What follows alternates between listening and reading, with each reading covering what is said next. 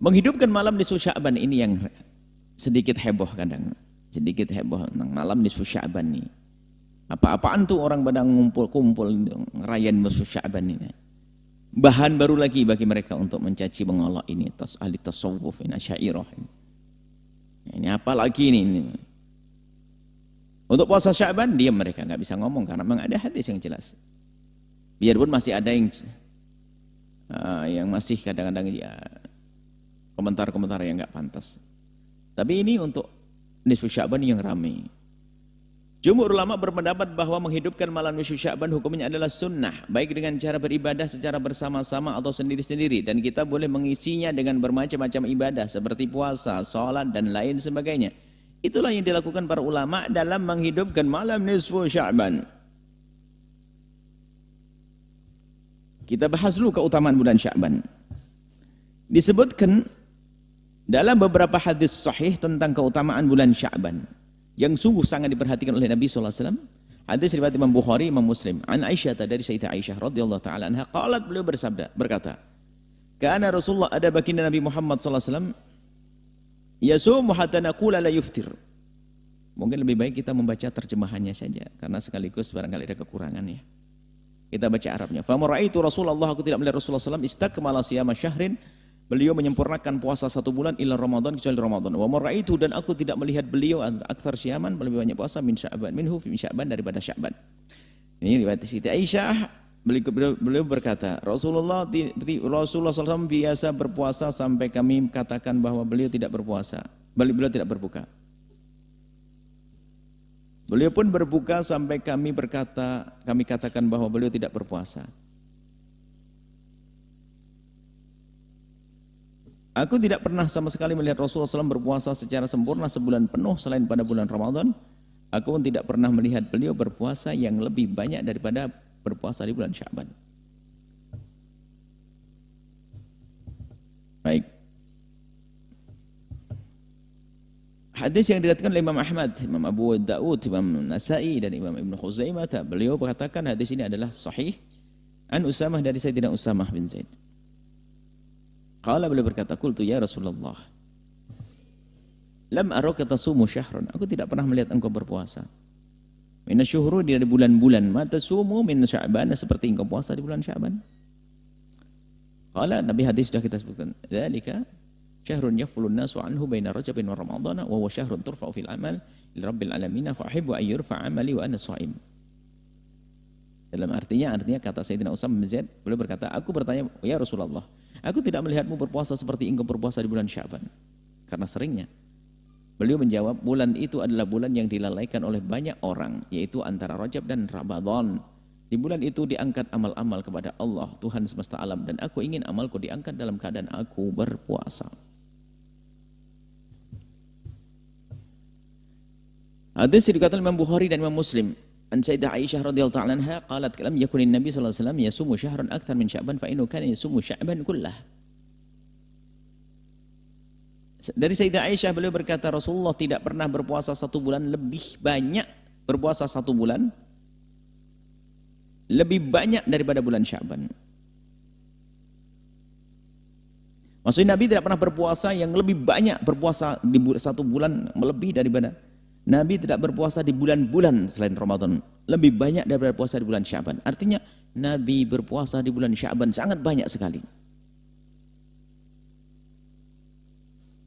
Bahkan kata Siti Aisyah, sesungguhnya Rasulullah berpuasa pada bulan Sya'ban seluruhnya. Bahkan pernah ditemukan Siti Aisyah bulan Sya'ban full. Dalam lafaz Imam Muslim menyebutkan riwayat dari Sayyidat Aisyah dengan sedikit berbeda. Kana yasumu Sya'ban kullahu, kana yasumu Sya'ban illa qalila. Ada riwayat lain bahasanya beliau Nabi biasa berpuasa pada bulan Sya'ban seluruhnya, dan hanya sedikit saja hari-hari berbuka beliau di bulan Sya'ban. Hampir semuanya. Dari riwayat yang tersebut di atas sungguh sangat jelas bahwa Nabi Muhammad sangat memperhatikan bulan Sya'ban dengan berpuasa. Selesai. Keutamaan nisfu Sya'ban. Kalau tidak sempat, makanya agak panjang ya, kita lanjut nanti pada pernah. Keutamaan nisfu Sya'ban. Tentang keutamaan malam Sya'ban telah banyak hadis dari Nabi sallallahu alaihi wasallam, di antaranya adalah, tapi banyak memang riwayat palsu tentang nisfu Sya'ban. Riwayat palsu tentang nisfu Sya'ban mungkin perlu dijelaskan. Banyak riwayat palsu, tapi harus hati-hati. Tidak semuanya palsu. Hadis yang diriwayatkan Imam Tirmidzi, Imam Ibnu Majah, Imam Ahmad bin Hanbal, Imam Ibnu Hibban. Beliau berkata hadis ini adalah sahih. Ulama hadis yang mengatakan, bukan kita, mengatakan hadis sahih. Hadis apa sih ini?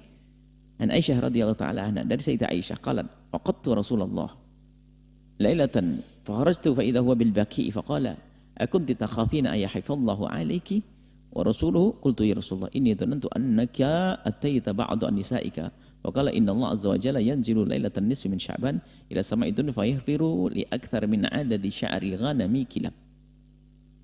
Aku kehilangan Rasulullah, kata Siti Aisyah. Karena waktu itu Rasulullah adalah semestinya di tempatnya Sayyidat Aisyah.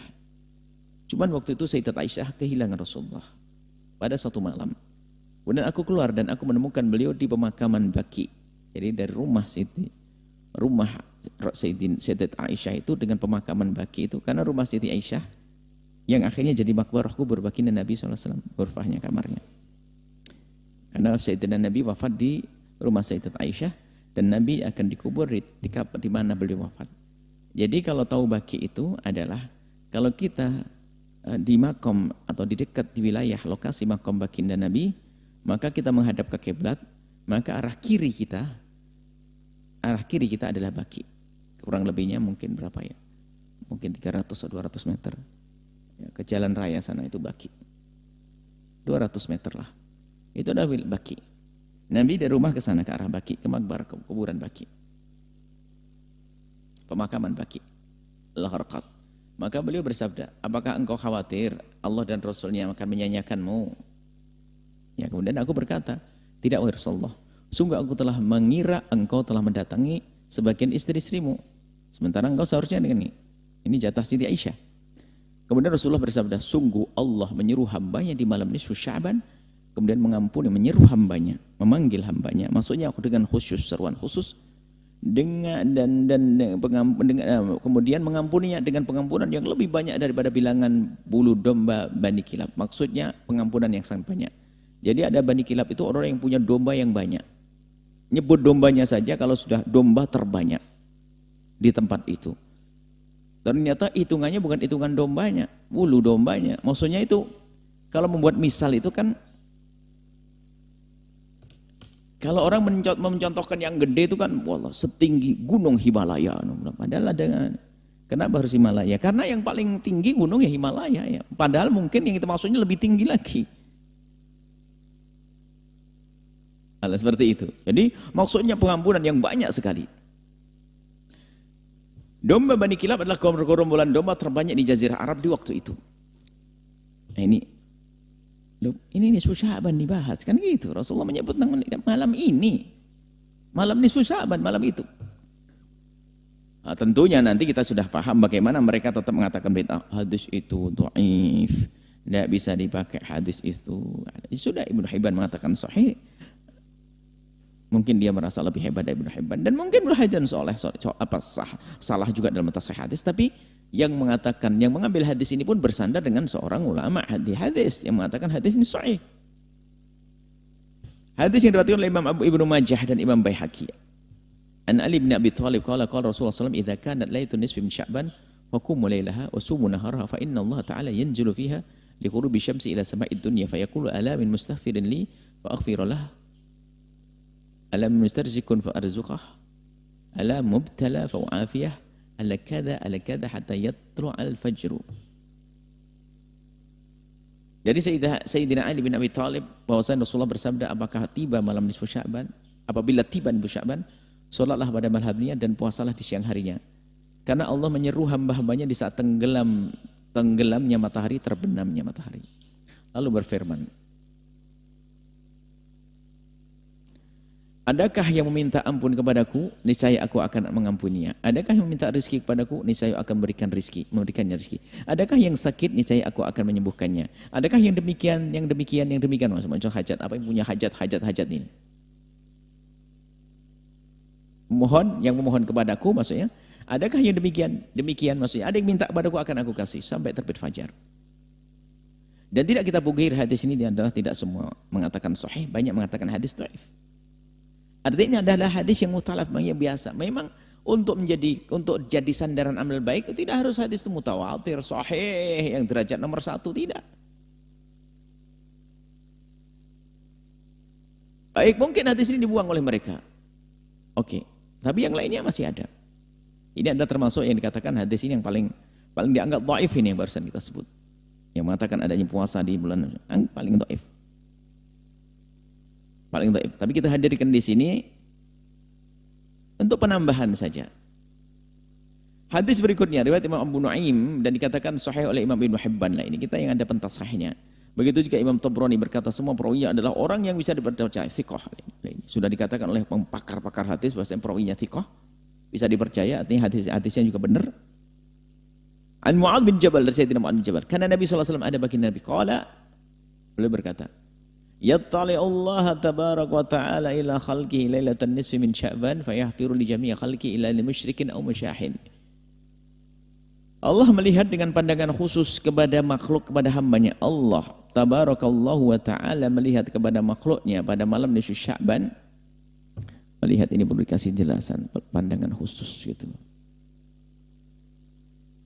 Allah melihat setiap saat hamba, Allah melihat hambanya. Lalu Allah mengampuni seluruh makhluknya kecuali orang musyrik dan orang yang bermusuhan. Ada kebencian bermusuhan. Ini hadis sahih. Di malam nisfu Sya'ban disebut nisfu Sya'ban. Tidak akan disebut, tidak akan ada pengampunan spesial begitu kalau bukan karena ada kelebihannya malam nisfu Sya'ban. Cukup Allah akan mengampuni kita. Tapi mengampuninya kenapa kok Allah melihat dengan pandangan khusus di malam nisfu Sya'ban? Ya karena keutamaan nisfu Sya'ban. Karena sesuatu akan menjadi utama karena ada kejadian. Ada kejadiannya. Kejadian istimewa maka menjadi mulia. Hadis riwayat Ibnu Majah dan Abu Musa Al-Asy'ari. Nabi Musa Al-Asy'ari radhiyallahu ta'ala anhu an Rasulullah dari Rasulullah sallallahu alaihi wasallam qala inna Allah la yattali'u fi lailatin nisfi min Sya'ban fa yaghfiru jami'a khalqi illa al-musyrikin aw musyahirin. Ini riwayat yang serupa. Sungguhnya Allah melihat kepada hambanya, melihat dengan pandangan khusus. Nah, ini ada di sini, enggak ada di atas. Keterangan ini penting untuk di atas.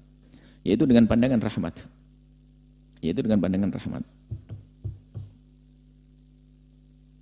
Di malam nisfu Sya'ban maka Allah mengampuni semua makhluknya kecuali yang menyekutukan Allah dan munafik. Oh musyahin, kok munafik? Kelihatannya ini yang benar, yang riwayat munafik. Riwayat lain munafik. Dibenahi nanti hadisnya. Dibenahi hadisnya. Yang jelas nisfu Sya'ban itu terjadi. Pandangan Allah khusus di malam nisfu Sya'ban.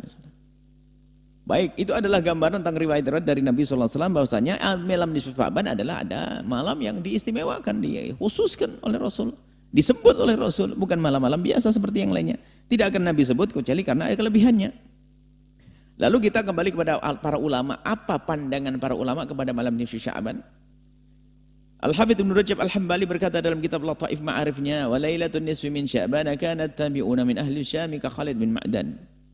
ومقهول لقمان بن عامر وغيرهم يعظمونها ويجتهدون فيها في العبادة وعنهم أخذ الناس فضلها وتعظيمها. Dan malam nisfu Sya'ban adalah malam yang para tabi'in negara Syam seperti Khalid bin Ma'dan, Makhul, Luqman bin Amir dan yang lainnya, mereka mengagungkan malam nisfu Sya'ban dan mereka bersungguh-sungguh dalam beribadah di malam tersebut, dan dari mereka lah umat Islam mengambil paham keutamaan dan keagungannya.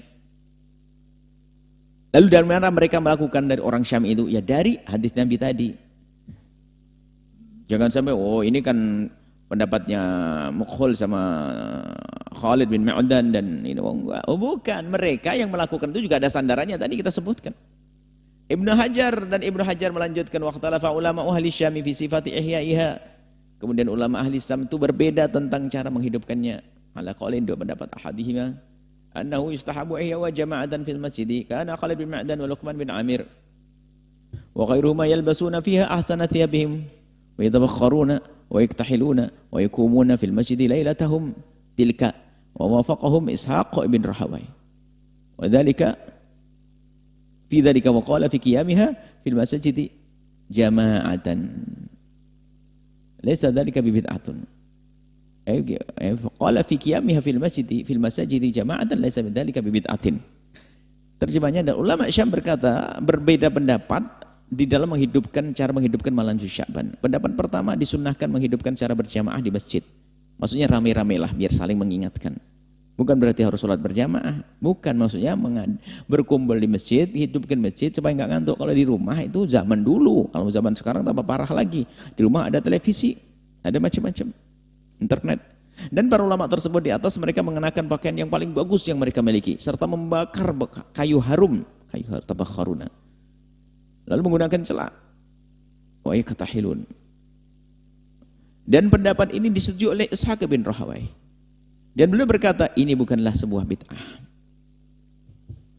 Kalau Syafi'i, Imam Syafi'i mengatakan, balaghana, telah sampai kepada kami, anna doa, sungguhnya doa itu istabaju dikabul fi khamsi layal, dan di 5 malam.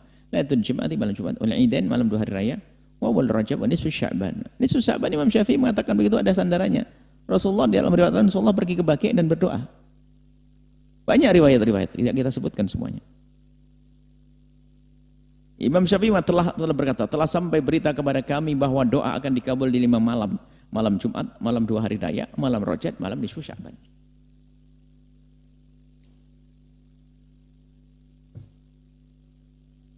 Berkata Ibnul Hajj, ini kita sampai di sini, masalah rupanya satu masalah juga tidak selesai, satu pertemuan. Insya Allah kita sambung pada pertemuan yang akan datang.